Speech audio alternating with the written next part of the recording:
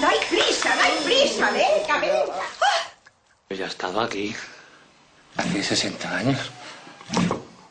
Y también probé esta fabada. No era esta. Esta es incluso más buena. Menudo embutido. Vamos a contarte algo de lo que pasó por el mundo. ¿Y no tienes un móvil? Si los hay muy baratos. Mira, mira, escribes aquí. Un teléfono que lo llevas contigo, que ya móvil, que lo movilizas contigo. Tú muéveste para acá y el móvil va contigo. Tú tienes un email. Sí, correo electrónico. ¿No sabes lo que es internet? O .com. .es. O .org. Punto y lo que sea. Sí. Y Y veis. te mandan fotos. Y chateas. Y chateas. Chata. ¿Y Facebook? ¿No tienes Facebook?